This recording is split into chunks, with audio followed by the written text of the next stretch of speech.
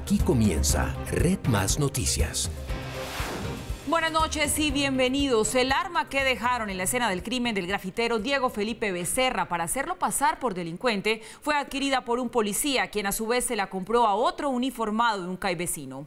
Hoy la Procuraduría destituyó e inhabilitó a los protagonistas de este crimen. Exclusivo Red Más Noticias. En el documento del fallo disciplinario, que contiene 96 páginas, la Procuraduría, con base en las declaraciones ante otras instancias y con base en la revisión del primer fallo, que absolvió a 2 de los protagonistas más importantes, reconstruyó la forma en la que se plantó el arma en la escena del crimen. En primera instancia, el patrullero Snyder Navarrete relató cómo Wilmer Alarcón, el uniformado que hirió mortalmente a Diego Felipe Becerra, entró en shock cuando el muchacho estaba moribundo en la clínica Chayo. Y vio cuando arribó el patrullero Alarcón con el joven herido y aún con vida. Contó que Alarcón estaba como en shock, llorando y temblando, y manifestó que se había embalado. Según la Procuraduría, comenzó entonces un acuerdo para proteger al patrullero que disparó y en el que, según el Ministerio Público, estuvieron involucrados el comandante de la estación de Suba, Coronel Arévalo, el subteniente Madrid, comandante del CAI, y otros 6 uniformados que habrían retardado la entrega de la escena del crimen mientras se plantaba el arma. Sin lugar a dudas, nos refleja el acuerdo que existió entre varios de los disciplinados para seguir ocultando la verdad ante las autoridades judiciales y este mismo ente de control. Nelson Tobar, uno de los 2 patrulleros que según el fallo de la Procuraduría vendió el arma para plantarla, relató cómo su colega Snyder Navarrete le pidió ayuda. Se regresaron por la estación y llegó el patrullero Navarrete en moto de la policía a preguntar quién tenía de pronto un arma de fuego para colaborarle al compañero. Le dijo que tenía que convencer a otro policía, Flavio Sarabanda, también del CAI del barrio La Alhambra, para buscar la pistola.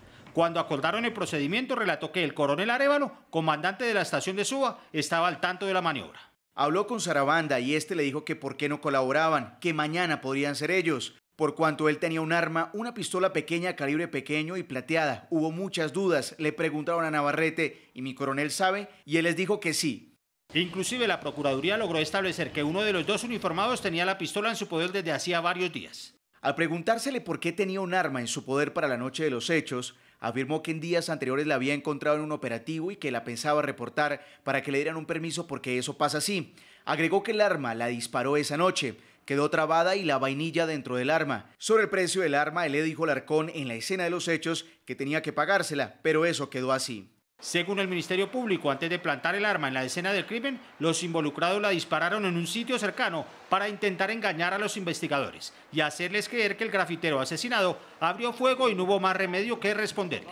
Quien planeó la estrategia, según el expediente, fue el abogado que asesoraba a la policía, Héctor Hernando Ruiz. El señor de negro estaba ahí al lado, relativamente cerca. Escuchaba lo que estábamos hablando y se nos arrima y nos dice que si la disparamos y le dijimos que no. Él nos dice vaya y la disparan a la vuelta y nos subimos a la moto y cogimos a la vuelta por el humedal. Se la di a mi compañero que él estaba manejando y al frente del humedal en una esquina la disparó Sarabanda y el tiro se hace hacia el potrero.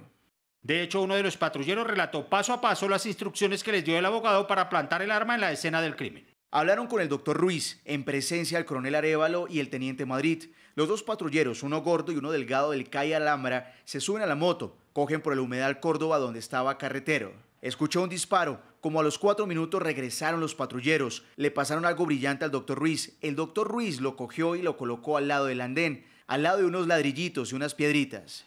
Para la Procuraduría no hay duda alguna de que hubo un complot para alterar la escena del crimen y proteger al patrullero que asesinó a Diego Felipe Becerra. El arma en mención fue suministrada por 2 miembros de la Policía Nacional pertenecientes al CAI Alhambra, previamente disparada por estos y entregada ilícitamente en el sitio de los hechos al abogado Ruiz Echeverría, quien la plantó en el lugar de la escena. Todo ello dirigido a desviar la investigación y evitar que un miembro de la Policía Nacional fuera encontrado responsable del homicidio del menor Diego Felipe. El Ministerio Público fue contundente sobre el papel que desempeñó el oficial de más alto rango presente en las diligencias. El teniente coronel Arévalo Rodríguez, en su condición de comandante de la estación de policía de Suba, obstaculizó en forma grave la investigación que realizaba. En su momento, el CTI de la Fiscalía General de la Nación, ya que consintió que se alterara la escena del crimen donde perdió la vida Diego Felipe Becerra Lizarazo. Lo mismo conceptuó sobre el comandante del CAI, subteniente Rosenberg Madrid. En efecto, con el fin de ocultar la conducta punible del patrullero Wilmer Alarcón, permitió que se ingresara un arma para hacer pasar al occiso por un delincuente.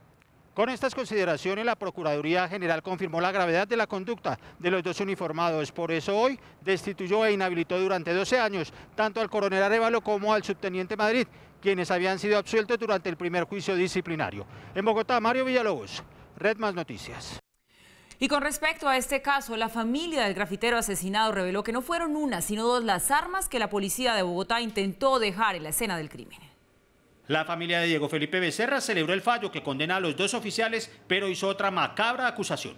El plan para proteger al patrullero Wilmer Alarcón, que le disparó al joven, incluía un plan B, otra arma que venía del mismísimo comando de la Policía Metropolitana. Se llevan dos armas para la escena del crimen, una va desde la estación sexta de la Policía Metropolitana de Bogotá, que es un revólver, y el otro una pistola que consiguen los policiales. Por eso van a apelar este segundo fallo, en el que el único que resultó exculpado fue el coronel Javier Vivas, entonces subcomandante de la Policía Metropolitana.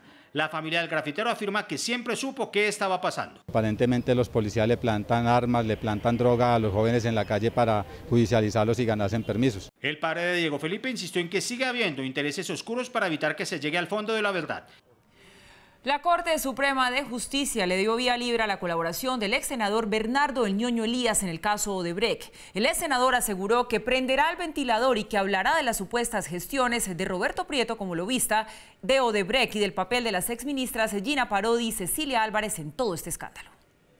La Sala Tercera de Instrucción de la Corte Suprema dio el primer aval para que Bernardo Miguel El Ñoño Elías prenda el ventilador sobre los sobornos de Odebrecht en Colombia. A partir de la información suministrada por el colaborador, practicar todas las diligencias necesarias encaminadas a la recolección de pruebas tendientes a la comprobación y la verificación de las manifestaciones e informaciones suministradas por el señor Elías Vidal. El polémico ex senador adelantó a los magistrados del Alto Tribunal que tiene información de las supuestas gestiones que como lobista hizo Roberto Prieto ante la constructora brasilera para que ésta se quedara con millonarias licitaciones. El Ñoño Elías entregaría evidencias de los supuestos pagos que Prieto recibió a cambio de su gestión y cómo presuntamente millonarios recursos de Odebrecht llegaron a la campaña Santos Presidente y a la campaña del plebiscito por la paz. Fuentes cercanas al proceso informaron que también el ex senador revelaría cuál fue el papel que las exministras de Educación y Transporte Gina Parodi y Cecilia Álvarez jugaron en torno al mencionado Otrosí de la vía Ocaña Gamarra, información que por competencia también es solicitada por la Fiscalía. Nosotros estamos trabajando mancomunadamente, de la mano con la Corte Suprema de Justicia en todas estas investigaciones, entonces lo damos por descontado, así será. Por todo lo anterior, se fijó para el próximo 23 de enero a las 8 de la mañana la reunión entre la Sala de Instrucción de la Corte Suprema, el Ñoño Elías y su defensa para definir la hoja de ruta de colaboración del ventilador del ex senador. Por lo menos 16 edificios de Cartagena están en riesgo inminente de colapsar, así lo advirtió la Fiscalía General. La alerta se hizo por medio de una carta que fue enviada al alcalde de la ciudad, en la que además le solicitan tomar las medidas urgentes y necesarias y desalojar a los residentes de los edificios con el fin de protegerles la vida. En algunos casos ni siquiera hubo licencias de construcción y eso es lo que apunta a la necesidad de que se avance rápidamente en escrutar las responsabilidades por acción, pero también por omisión en estos casos. Y después de que el alcalde encargado de Cartagena recibiera la carta del fiscal general, ordenaron evacuar a 108 familias que habitan en los 16 edificios que, según un estudio técnico de la Universidad de Cartagena, podría colapsar por problemas de infraestructura. Según el estudio técnico de la Universidad de Cartagena, las 108 familias que habitan los 16 edificios en la capital de Bolívar deben ser evacuadas lo más pronto posible ante el riesgo inminente de colapso de las estructuras. Nosotros garantizaremos la evacuación para proteger la vida y la integridad de estas personas. Algunos de los propietarios de los 273 apartamentos se niegan a la evacuación inmediata y refutan el estudio técnico. Se va a causar un pánico en la ciudad. Nosotros tenemos derecho a la estabilidad emocional. Las 16 edificaciones en riesgo, según el distrito, son de la constructora de los hermanos Quirós, la misma implicada en el desplome del edificio Portal del Bladeleso 2 en abril del año pasado y que ocasionó 21 muertos. Hay que liberar a las familias de las obligaciones que hoy tienen con las entidades crediticias. La evacuación de las familias se realizará de manera simultánea. Aún se desconoce hacia dónde trasladarán a los afectados. Mauricio, muy buenas noches. Déjeme saludarlo para que empecemos con el análisis de esta noticia de lo que sucedió en Cartagena. Bienvenido. Hola, Paula. Otra tragedia que se está anunciando. ¿Se acuerda cada vez que hay una tragedia que decimos crónica de una tragedia anunciada? Se está anunciando. Vamos a ver. Y la verdad, Mauricio, es que esta cifra es muy asustadora. 16 edificaciones en riesgo de colapsar solamente en Cartagena, pues uno se asusta. Y se pregunta además qué está pasando con los conductos regulares que se deben seguir para que se dé vía libre a construcciones responsables y seguras. Y a esto súmele el drama que también nos mostraban en los informes nuestros compañeros periodistas, y es que la gente no se quiere ir, no quiere desalojar en medio de todo el caos entendible, porque ellos dicen y me voy, ¿y quién me responde? Paula, los propietarios dicen, bueno, pues yo acabo de comprar un apartamento, me acabo de trastear, estoy aquí con todo mi patrimonio invertido y ahora me vienen a decir el alcalde que me tengo que ir si yo veo que este edificio está más o menos bien. Más o menos bien, porque la Fiscalía empieza a investigar, encuentra los estudios de la Universidad de Cartagena, la Universidad de Cartagena encuentra que hay fallas en los materiales y se empieza a hallar un común denominador, ustedes lo vieron en la nota. De los 16 edificios que ordena evacuar la Fiscalía, o que la Fiscalía sugiere, porque la Fiscalía no puede ordenar una evacuación, de los 16, 14 son construidos por la misma familia Quirós, por los mismos hermanos Quirós, constructores de la Torre Blas de Lezo, que estábamos lamentando en abril del año pasado, causó 21 víctimas mortales. Por lo tanto, en la medida en que existe ese conducto, ese común denominador, y además el estudio de la Universidad de Cartagena, uno diría, es razonable el llamado de la Fiscalía. ¿Qué pasa a continuación? La Fiscalía sigue su investigación, que es su rol fundamental, no ordenar desalojos, sigue su investigación, la investigación puramente técnica, y por otra parte le dice al alcalde encargado, Sergio Londoño, ¿qué tal el chicharrón que le cae a un alcalde encargado?, haga uso del Código de Policía. El Código de Policía en su artículo 14 le dice a los alcaldes y gobernadores, ustedes pueden tomar medidas extraordinarias para evitar situaciones que pongan en riesgo a la población, que sean también situaciones extraordinarias. En este caso la medida consiste en ordenar la evacuación y por otra parte reubicar a las personas. Ustedes son alcaldes, les dan esa insinuación, esa amable insinuación, ¿ustedes qué hacen? Yo inmediatamente me acuerdo de lo que pasó hace apenas un par de meses, menos de un par de meses, cuando la Fiscalía le imputó cargos al alcalde actual de Mocoa, al exalcalde de Mocoa, a la gobernadora de Putumayo, por no haber tomado las medidas necesarias para reubicar población en la tragedia que también tuvimos el año pasado después de la avalancha de Mocoa, que representó una tragedia monumental. Desde ese punto de vista, un alcalde encargado dice, ajá, si yo no hago esto, que es una amable sugerencia de la Fiscalía, el día de mañana me abren una investigación por homicidio culposo. Más bien lo hago.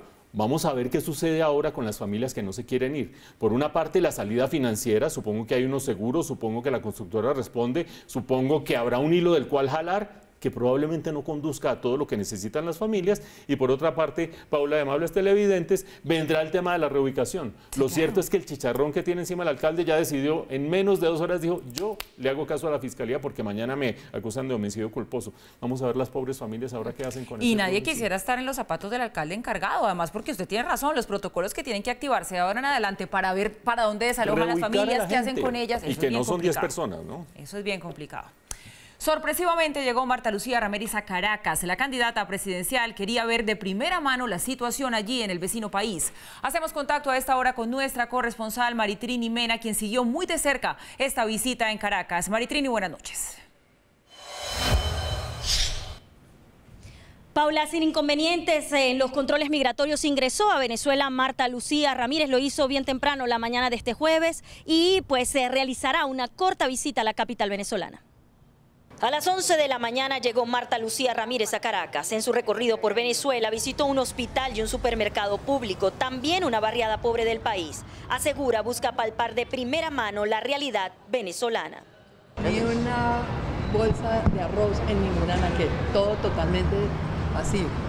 La exministra no quiere que este escenario se repita en su país. Colombia tiene que cuidar su economía, tiene que cuidar su democracia para que haya realmente un futuro que no se parezca en nada a Venezuela. Camilo Gómez, ex alto comisionado de paz, también la acompañaba. Calificó de impactante la dolorosa realidad de Venezuela. Es muy impactante ir al hospital, ver que no hay medicamentos, ver los pacientes en el estado que los tratan, entrar al supermercado y no ver nada. En horas de la tarde se reunió con la dirigente política María Corina Machado, con quien conversó sobre la situación económica del país y la de los presos políticos. Nosotros seguiremos atentos al desarrollo de esta visita que realiza la candidata presidencial Marta Lucía Ramírez a Venezuela. Se espera que mañana esté de regreso a Bogotá. Maritrini Mena, Red Más Noticias. Maritini, gracias y buenas noches para usted. El expresidente Álvaro Uribe visitó hoy el puente internacional Simón Bolívar que une a Colombia con Venezuela e hizo un llamado al ejército de Venezuela para que se rebele en contra del gobierno de Maduro. Lo que está ocurriendo en Venezuela lo tiene que resolver el pueblo de Venezuela, pero con el apoyo de las armas de la República. Los soldados y la Guardia Nacional de Venezuela deberían decir que su deber es proteger al pueblo débil, recuperar la democracia masacrada, quitarle el apoyo a Maduro, obligar a que se haga a un lado y convocar a una elección. Con la visita de Marta Lucía Ramírez de manera sorpresiva hoy en Venezuela, como ya veíamos, y las críticas de sectores del pastranismo, Alejandro Ordóñez e Iván Duque, se han desatado diferencias en la coalición de los del no. El expresidente Álvaro Uribe en las últimas horas le envió una carta al expresidente Pastrana para que acepte a Alejandro Ordóñez en la alianza política junto a Marta Lucía Ramírez e Iván Duque. El tiempo apremia, pero tenemos toda la voluntad para continuar con usted, señor expresidente, y con su equipo, la búsqueda de una solución que permita la alianza o coalición amplia e incluyente. Ordóñez recordó que fue Uribe quien le pidió conformar una coalición. No podemos dar el lujo de llegar divididos, porque si llegamos divididos le facilitamos el trabajo a la izquierda. Desde España, el candidato uribista hizo un llamado a Ramírez y Ordóñez en buscar una coalición incluyente. Se trata de juntar visiones, sumar esfuerzos, unir liderazgos, compartir la tarea que demanda ganar la presidencia de la República en la primera vuelta de mayo próximo. El exalto comisionado de paz Camilo Gómez lanzó una crítica que replicó el propio expresidente Pastrana. Mientras Iván Duque habla desde España sobre Venezuela, Marta Lucía Ramírez está en Venezuela viendo de primera mano la grave crisis humanitaria que se vive en nuestro vecino país. Ese es el liderazgo que Colombia necesita. Bueno, Mauricio, le invito a que hablemos ahora de esta coalición de centro-derecha, que aquí creo que hay dos preguntas fundamentales de acuerdo a lo que ha pasado en las últimas horas. Una, la que todo el mundo se hace, y es si se enredó esta coalición, si se cae o no se cae. Y la otra, pues qué tan provocador y qué tan riesgoso está haciendo la visita de la doctora Marta Lucía Ramírez a Caracas, a Venezuela, en un momento tan difícil de relaciones bilaterales. Algo me dice que usted ya tiene las respuestas personales a esas dos preguntas que me hace, pero bueno, vamos a ver si coincidimos o no. Esta telenovela, de las múltiples telenovelas que vemos en el país cotidianamente, esta se está convirtiendo en una de las más apasionantes. ¿Qué va a pasar con la coalición de la centro-derecha? Y ahí hay por lo menos tres interrogantes o tres puntos centrales que hay que analizar, puntos neurálgicos. Primero de ellos, ¿por qué el expresidente Uribe, y jefe del Centro Democrático, y casi que líder ya de esta coalición, porque el tono de la carta de hoy, casi que imponiéndole una condición al expresidente Andrés Pastrana, pone las cosas un poquito así.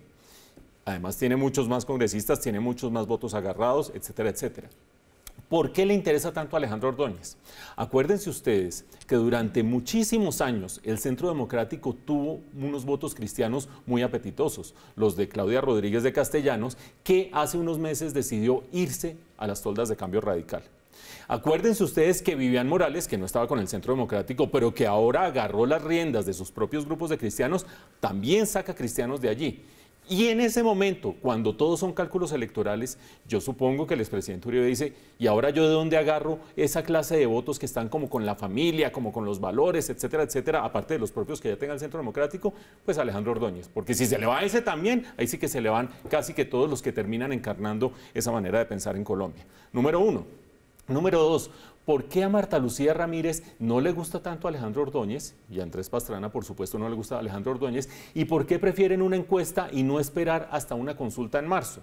Por una sencilla razón, porque hoy en día, entre Iván Duque, Marta Lucía Ramírez y Alejandro Ordóñez, marca mejor en las encuestas, mejor reconocimiento, mejor bagaje técnico, experiencia en el Estado, Marta Lucía Ramírez. Sin embargo, una cosa es hoy y otra cosa es en marzo. En marzo, en una consulta, jugaré en un papel central todos los que quieren hacerse elegir y reelegir por el Centro Democrático, que traerían votos y traerían votos hacia Iván Duque. Y por otra parte, hay unos votos muy cautivos y muy fuertes que tiene Alejandro Ordóñez. Entonces yo creo que el cálculo de Marta Lucía Ramírez y Andrés Pastrana es, hoy ganaríamos en una encuesta, Mañana en una consulta seguramente no ganaríamos. Y en ese gran dilema creo yo que entra a jugar la otra pregunta suya, Paula, que es la de imprudencia o no imprudencia. Creo que Marta Lucía Ramírez empieza a decir, yo me voy a diferenciar de Alejandro Ordóñez y voy a hacer pasos de estadista, voy a hacer movimientos de estadista que me vean tomando las riendas de esto.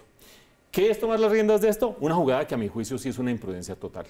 Meterse a Venezuela apenas unas horas después de que Nicolás Maduro advirtió, así es que nosotros vamos a tratar a quienes se opongan al régimen y que están patrocinados por la oligarquía colombiana y que vienen patrocinados por el expresidente Álvaro Uribe, pues de alguna manera Marta Lucía en este momento es una precandidata del expresidente Uribe, es parte de la, comillas, oligarquía colombiana, y en ese sentido es un peligro meterse en Venezuela donde no manda nadie. Como decía Maritrini, nuestra corresponsal, mañana se espera que regrese y que regrese sana o salva. A mí me parece una imprudencia monumental. Pero así va la telenovela, empezando a diferenciarse unos de otros, mientras todo parece conducir a una consulta en marzo, donde los votos cautivos, como suele suceder en la política colombiana, van a marcar la parada. Pero mire, ¿sabe que me llamó la atención que nuestra corresponsal Maritrini, lo primero que decía en su informe es, sin ningún problema los controles migratorios pudo pasar la doctora Marta Lucía Ramírez, y eso no es lo usual? ¿Sabe qué decía Charly García? La entrada es libre, a la salida, ahí vemos. Ahí hablamos, eso es cierto. Las autoridades en Bogotá presentaron las fotografías de quienes serían los responsables de disparar contra una mujer embarazada en el barrio Rosales. A esta hora en ese lugar se realiza una marcha para exigir mayor seguridad. En este punto se encuentra nuestro compañero Fabián Forero. Hola, Fabián. Buenas noches, nos encontramos exactamente en la carrera séptima con calle 72, donde los vecinos de los Rosales adelantan a esta hora un plantón para exigir seguridad. Estamos con Camilo Reales, uno de los organizadores. Camilo, ¿qué están pidiendo ustedes hoy? Bueno, el día de hoy estamos manifestando dolor por lo que ocurrió el día lunes, el disparo que le dieron a una mujer embarazada, que nos estamos articulando con el distrito. El día de hoy tuvimos una reunión a las 2 de la tarde y tenemos buenos resultados. Se va a reforzar el acompañamiento de la policía y tenemos buenas estrategias para hacerle seguimiento la próxima semana. En la siguiente nota les vamos a mostrar las fotografías de estas 3 personas que habrían atentado contra esta mujer embarazada. Estos 3 hombres son señalados de dispararle en el cuello a Adriana Sobrero, de 30 años y 5 meses de embarazo, por robarle su camioneta. Las fotografías fueron extraídas de la cámara de seguridad del sótano donde ocurrió el hurto. Entre los delincuentes hay 2 que usan gorra y chaquetas deportivas y que no sobrepasan los 25 años. El tercero es el hombre que manejaba la camioneta blanca Duster que trancó la puerta del parqueadero. Hay una 4ª persona que también es buscada por la policía. 3 fueron los que nos dieron mayor oportunidad de que salieran de manera nítida y que fueran identificados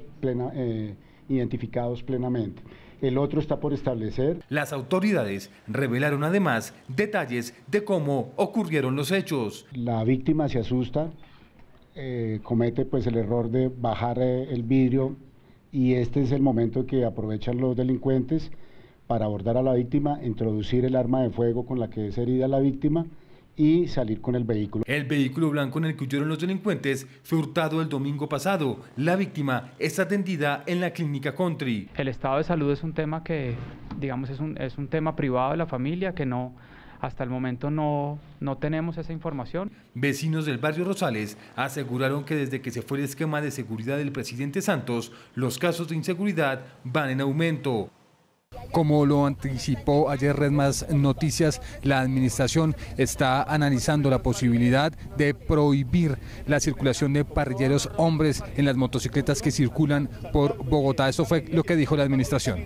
Para la administración son preocupantes las cifras que muestran que cada vez hay más parrilleros y motociclistas inmersos en delitos, según cifras oficiales. Mientras en 2012 la cifra llegaba a los 1.662 hurtos, el año pasado el dato alcanzó los 3.559. Es una medida que hemos venido evaluando desde el Consejo de Seguridad de diciembre. Ayer volvimos a retomar el tema. La alcaldía busca fórmulas para minimizar el impacto de la medida, teniendo en cuenta que en Bogotá circulan más de 500.000 de motos. Estamos evaluando con la Secretaría de Movilidad del alcalde temas de si hacemos una restricción horaria, una restricción en ciertas vías. A los motociclistas, por su parte, no les suena la restricción. En Cali lo prohibieron hace muchos años y la inseguridad ya sigue lo mismo. Las autoridades también están en alerta máxima por el asesinato de 2 taxistas en la noche del miércoles. Estos 2 casos no obedecen a un hecho de atraco como tal. Estos 2 hechos son 2 casos que tienen unas situaciones muy particulares. El secretario de Seguridad, además, criticó que los jueces están dejando libres a delincuentes reincidentes. El martes en la tarde se capturaron 5 personas atracando un almacén Justo y Bueno. Se ve claramente en los videos que llevaban armas de fuego. La pregunta que hacemos desde la Administración Distrital de manera respetuosa es: ¿estamos esperando a que le peguen un tiro a alguien para tomar medidas con estas personas? La policía realiza retenes y varios planes de seguridad en varios sectores de Bogotá. Ha trascendido en este plantón que la policía va a reforzar la seguridad de Los Rosales con 26 auxiliares bachilleres y con cerca de 16 patrulleros. Es la información que registramos desde el norte de Bogotá. Fabián Forero, Red Más Noticias. Fabián, buenas noches. Gracias a usted por su informe. Mauricio, mire, lo que sucedió en Rosales, lo que sucedió anoche con los taxistas, pues sin duda refleja la difícil situación de seguridad que está atravesando la capital. Y la gente, hay que decirlo, está alarmada. Así es, Paula. Aparte de la completa nota de Fabián, hay que decir que la policía ha tenido reuniones a lo largo del día con distintos grupos de personas del barrio que se vio afectado, el barrio Rosales. Insistimos, nosotros no es que estemos obsesionados con cubrir el barrio Rosales, sino que esta experiencia deja varias conclusiones prácticas para toda la ciudad, algunos casos muy específicos y otros más generales. Primera de ellas, circunscrita a este caso: los famosos edificios inteligentes, Paula. Este edificio que contaba con control automático del garaje y entraba y cerraba la puerta, etcétera, etcétera, y que no contaba con el factor humano de un vigilante, ese fue un factor de vulnerabilidad muy importante. Muchas veces uno desprecia al vigilante por la famosa puerta y vean ustedes la que llevó. Segundo, el inmenso error de haber abierto la ventana de una camioneta blindada. Han dicho todos los encargados, ustedes lo vieron en la nota, pero también todos los encargados de ser vocero de la policía, si se hubiera mantenido la camioneta cerrada y no se hubiera abierto la ventana, no habría habido manera de que hubieran podido afectar a esta señora. Ahora ustedes dirán, bueno, ¿cuántos tenemos camionetas blindadas? Hablemos de otras implicaciones prácticas. La más obvia de todas, sigue insistiendo la policía, la noche es muchísimo más peligrosa que el día, esa es bastante obvia. En la noche, si encuentran ustedes un carro que tenga luces de parqueado por allí, ¿ve? Tan cívico que puso las luces de parqueo. Las luces de parqueo son una estrategia para evitar que se vea la placa en las cámaras de seguridad. Cuando usted tiene una cámara de seguridad, las luces de parqueo terminan haciendo un efecto sobre la imagen que no permite ver la placa. Qué buen dato, no había pensado en eso. Un dato importante. Y otro dato importante, si ustedes llegan a ver en una calle a un motociclista que tiene su casco y tiene atrás casco de parrillero, ojo con el tema de los parrilleros, inmediatamente llamen al CAI. Llamen al CAI cuando vean el carro con las luces de parqueo, llamen al CAI cuando vean la moto con un casco detrás, porque ambos son un indicio clarísimo de que algo puede estar pasando. Sí, que después va la policía y no resultó siendo nada, no importa, está totalmente claro esto. Mientras más bajemos la guardia, más nos van a pasar casos como estos. Y la prueba es, Paula, que este barrio ha tenido en lo corrido de enero, que no llevamos 3 semanas completas, 7 episodios o de delitos o de intentos de delito. ¿Por qué? Porque en diciembre se fue todo el ejército que tenía cuidando el apartamento el exapartamento del presidente Santos, y quedó totalmente desguarecido. Bueno, todos a colaborar, es cierto, estando alertas, denunciando, somos una gran ayuda. La organización Human Rights Watch presentó su informe anual sobre derechos humanos en el mundo. Algunos temas clave fueron la implementación del proceso de paz, la crisis en Venezuela y la situación con los inmigrantes en Estados Unidos. Nuestro corresponsal en Washington, Jaime Moreno, nos amplía la información. La ONG destaca la reducción de las muertes asociadas al conflicto armado en Colombia, pero tiene serias dudas relacionadas con la Justicia Especial para la Paz. Vamos a ver cómo va a funcionar la JEP este año. Hay riesgos muy serios de impunidad. Vamos a estar muy atentos para que ese mecanismo sirva para investigar hechos, sancionar a los responsables de crímenes de guerra y de lesa humanidad, tanto agentes del Estado como grupos irregulares armados, en este caso específicamente los de la FARC. Frente a la situación de Venezuela, Vivanco recomienda denunciar al régimen de Nicolás Maduro ante la Corte Penal Internacional. El mecanismo consiste en que cualquier país que reconoce la jurisdicción de la Corte haga esta solicitud. Si la alguno de los Estados miembros de América Latina, del Grupo de Lima, alguna democracia latinoamericana, solicitara una apertura de una investigación preliminar a la Corte Penal Internacional, creo que eso sería un mensaje rotundo contra esta dictadura que se ha ido lamentablemente consolidando en Venezuela. Vivanco agrega que es criminal la actitud de Venezuela de no aceptar ayuda humanitaria por razones ideológicas. Estos fueron los temas más destacados del informe global de Human Rights Watch sobre Colombia y Venezuela. Información desde Washington, Jaime Moreno para Red Más Noticias. Autoridades del Meta afirmaron que las disidencias de las FARC estarían tras el ataque que dejó heridos a 6 policías en Mesetas después de una emboscada. Después de un consejo de seguridad, la gobernación del Meta indicó que 2 uniformados siguen graves y que se ofrece una recompensa de 20 millones de pesos para dar con los miembros de la disidencia del Frente Tercero de las FARC. Las autoridades insisten en el aumento del pie de fuerza, pues en la zona también confluyen el Clan del Golfo y otras bandas delincuenciales como los Puntilleros. La misión de verificación de la ONU condenó el asesinato de 2 miembros de las FARC en Antioquia, quienes se suman a los 47 integrantes de esta agrupación que han perdido la vida en hechos violentos. Hoy el ministro del Interior participó en una comisión mixta en la que se encuentran 5 delegados del gobierno y 5 de las FARC para analizar medidas de seguridad y revisar los esquemas de protección de excombatientes de las FARC. El ministro Guillermo Rivera manifestó que estos 2 líderes de las FARC no habían pedido seguridad.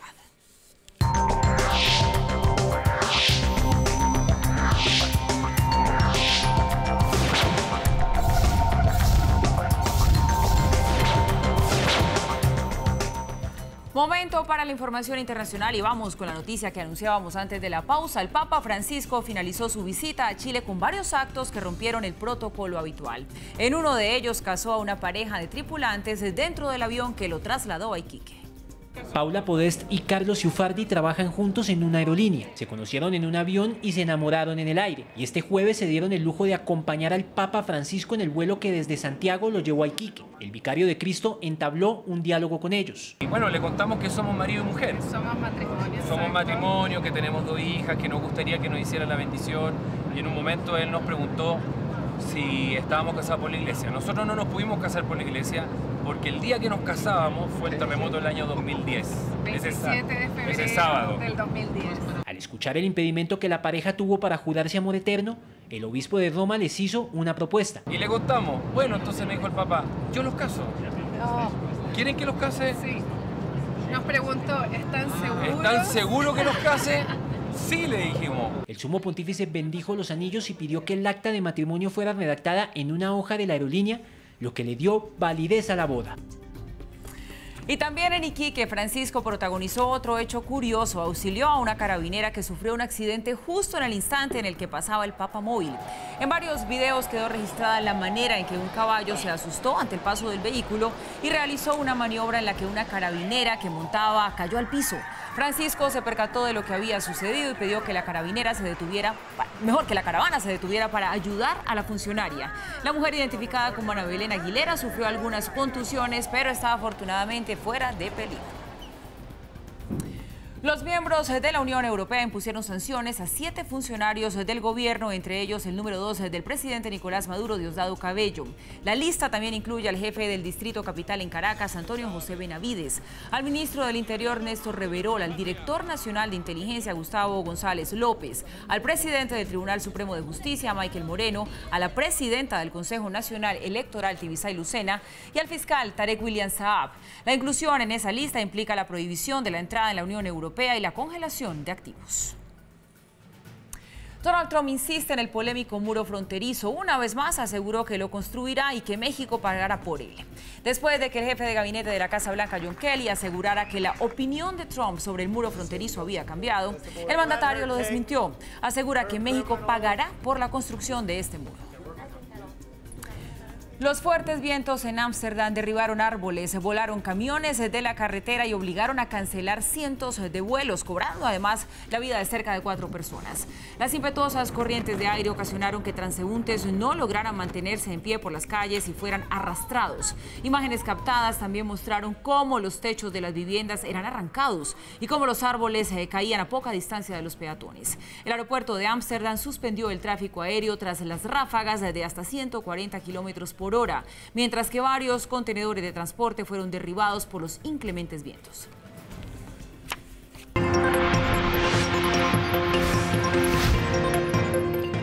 Y mucha atención, hace pocos minutos un vehículo arrolló a una multitud de personas en un paseo marítimo de Copacabana, esto en Brasil. Los primeros reportes indican que el hecho dejó 15 heridos, entre ellos 4 niños y un bebé. La policía de Río de Janeiro capturó al conductor, quien aseguró que perdió el control del automotor debido a un ataque de epilepsia. Antes de que las autoridades llegaran al sitio, varios ciudadanos intentaron linchar al presunto autor de este atropellamiento.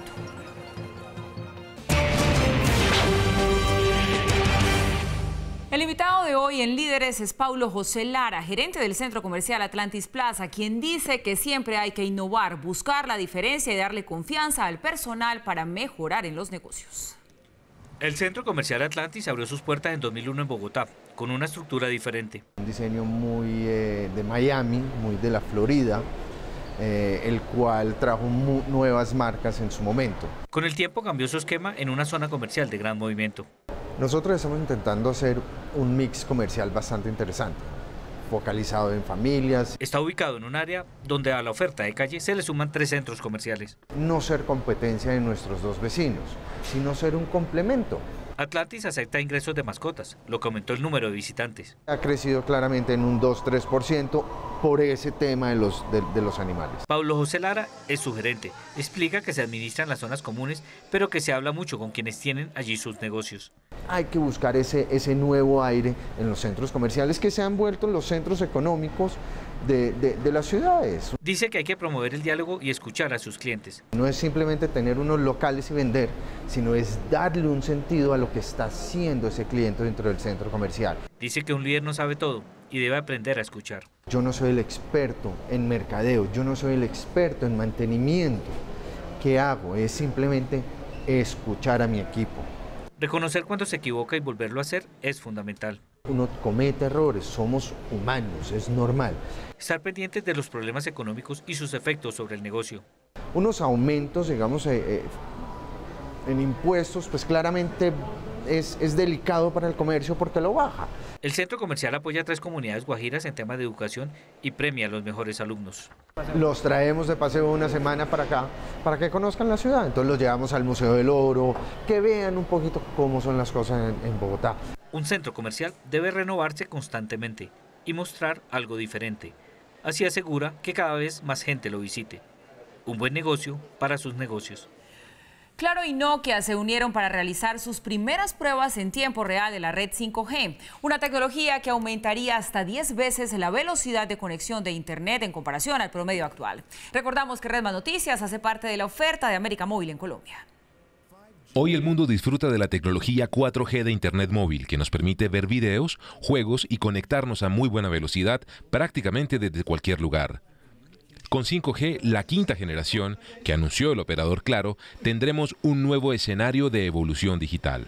Eso va a permitir a que todas las aplicaciones que se tienen a nivel de las empresas, de las industrias, se puedan tener con mejor productividad. Por ejemplo, con 5G no solo tendremos computadores, tabletas y celulares conectados, semáforos, cámaras en cualquier lugar, sensores en las vías, los cultivos, medidores de temperatura, nuestra ropa, mascotas, en fin, todo podrá tener un chip conectado a Internet, enviando datos y haciendo más fácil nuestra vida. ¿Pero qué podremos hacer con 5G? Los sectores más beneficiados serán el agro, pues podremos monitorear el avance y cosecha de cultivos versus el clima y su desarrollo. Los pacientes de enfermedades crónicas también podrán ser monitoreados y analizados en tiempo real con alertas en caso de emergencia por sus médicos.